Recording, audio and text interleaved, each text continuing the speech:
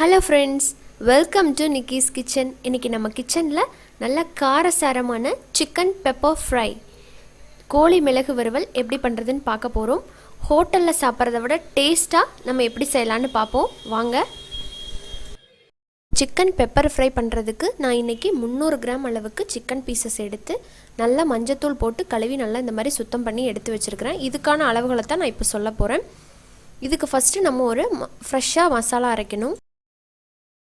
இந்த மசாலா அரைக்கிறதுக்கு பேன் சூடானதும் 1/2 டேபிள் ஸ்பூன் போல் சோம்பு அதை சேர்த்துக்கிறேன். 1/2 டேபிள் ஸ்பூன் சீரகம்,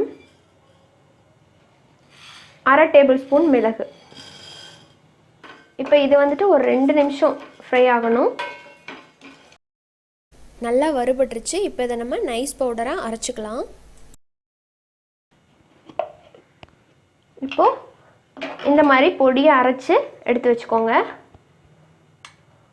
இப்போ நம்ம ஃப்ரை பண்ண ஆரம்பிச்சிடலாம்.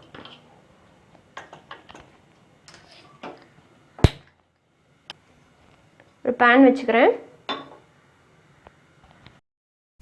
இப்போ பேன் சூடாயிடுச்சு. இப்போ இதில் நம்ம ஆயில் சேர்த்துக்கலாம். 2லேருந்து 3 டேபிள் ஸ்பூன் அளவுக்கு நான் சேர்த்துக்கிறேன். நான் கடலை எண்ணெய் சேர்க்குறேன். உங்களுக்கு வேணும்னா நல்லெண்ணெய் கூட சேர்த்துக்கலாம், அதுவும் டேஸ்ட்டாக இருக்கும். இப்போ ஆயில் சூடானதும் ஒரு ஃப்ளேவருக்காக சின்னதாக ஒரு பிரிஞ்சி இலை, 2 கிராம்பு, இந்த சைஸ் பட்டை, 1 நிமிஷம் வதக்கிட்டு உடனே நம்ம ஒரு பெரிய வெங்காயத்தை நான் இந்த மாதிரி சின்னதாக கட் பண்ணி வச்சுருக்கேன், இதை சேர்த்துக்கிறேன்.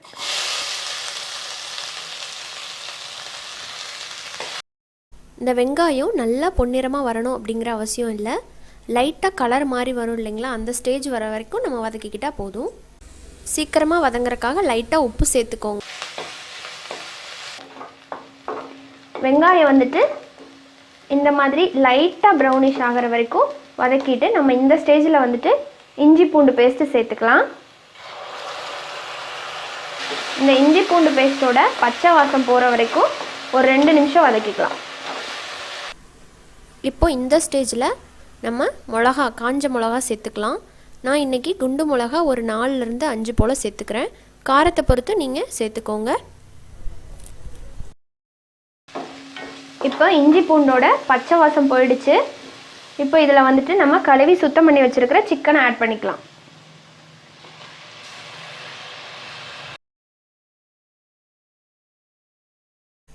சிக்கன் சேர்த்து நல்லா ஒரு 2லேருந்து 3 நிமிஷம் நல்லா இந்த மாதிரி ஃப்ரை பண்ணி விட்டணும்.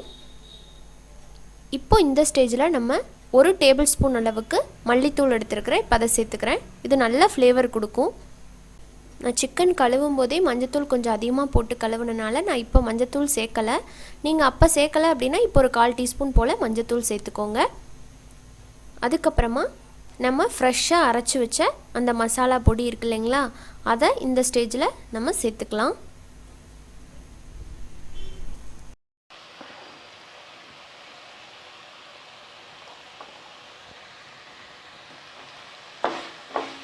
சேர்த்துட்டு இது ஒரு 2-3 நிமிஷம் நல்லா இது மாதிரி வதக்கி விட்டுக்கலாம்.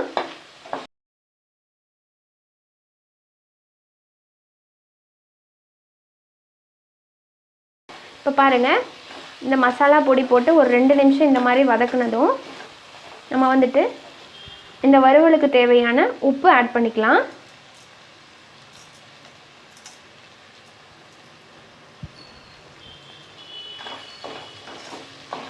ஆட் பண்ணிவிட்டு இந்த சிக்கன் வேகிற அளவுக்கு நம்ம வந்து தண்ணி ஊற்றி இது நல்லா சாஃப்டாக வர்ற வரைக்கும் வேக வச்சிடலாம்.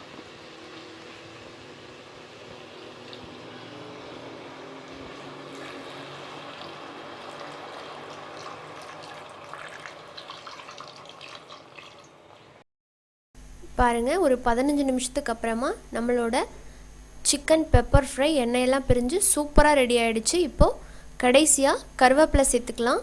இந்த கடைசியாக கருவேப்பிலை சேர்க்குறது நல்ல ஒரு ஃப்ளேவர் கொடுக்கும். உங்களுக்கு வேணும்னா கடைசியாக பெப்பர் பொடி கூட சேர்த்துக்கலாம். நான் தேவையான அளவுக்கு பெப்பர் முதல்லையே சேர்த்தனால இப்போ சேர்க்கலை. அருமையான கோழி மிளகு வறுவல் இப்போ தயாராகிடுச்சு. இது எல்லா வெரைட்டி ரைஸ்க்கும் ரொம்பவே சூப்பராக இருக்கும். சாதத்தோடு கூட நீங்கள் வச்சு சாப்பிட்லாம், சூப்பராக இருக்கும். இந்த கோழி மிளகு வறுவலை நீங்களும் வீட்டில் ட்ரை பண்ணி பார்த்துட்டு ஃபீட்பேக் சொல்லுங்கள். இந்த ரெசிபி உங்கள் எல்லாருக்கும் பிடிச்சிருக்குன்னு நம்புகிறேன்.